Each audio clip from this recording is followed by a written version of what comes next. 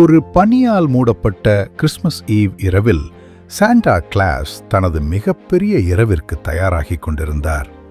அப்போது திடீரென அவரது சறுக்கு வண்டியின் கீழிருந்து ஒரு சிறிய மியாவ் என்ற சத்தம் கேட்டது.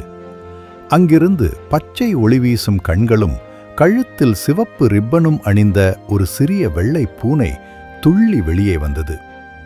என் பெயர் ஸ்னோபெல் என்று அந்த பூனை பெருமையுடன் சொன்னது. நானும் உங்களுக்கு உதவ விரும்புகிறேன். கிறிஸ்மஸ் ஈவ் அன்று ஒவ்வொரு உதவியும் முக்கியம்தான் என்றார். அன்புடன் ஸ்னோபெல்லை தூக்கி சறுக்கு வண்டியில் வைத்தார். உலகம் முழுவதும் அவர்கள் பறந்து சென்றபோது ஸ்னோபெல் ஏதோ தவறு நடக்கிறது என்பதை கவனித்தாள். பரிசு பைகளில் ஒன்று கிழிந்து பரிசுகள் மேகங்களுக்கு நடுவே கீழே விழத் தொடங்கின. துரிதமான கால்களும் கூர்மையான கண்களும் கொண்ட ஸ்னோபெல் பாய்ந்து சென்ற பரிசுகளை துரத்தினாள்.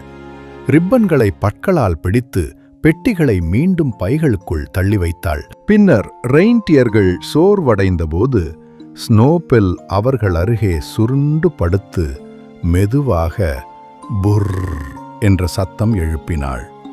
அந்த இனிய ஒலி குழுவுக்கு புதிய சக்தியை அளித்தது.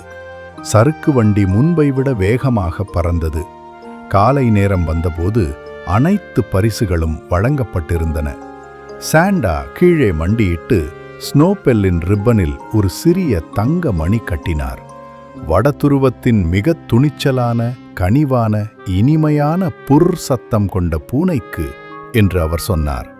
அந்த இரவிலிருந்து ஒவ்வொரு கிறிஸ்மஸ் ஈவ் அன்று குழந்தைகள் சறுக்கு வண்டி மணியோசையுடன் கலந்து வரும் ஒரு மெல்லிய மியாவ் சத்தத்தை கேட்டால் ஸ்னோபெல் சாண்டாவுடன் ஆகாயத்தில் பறந்து மகிழ்ச்சியை பகிர்ந்து கொண்டிருக்கிறாள் என்று அவர்கள் அறிந்து கொள்வார்கள்.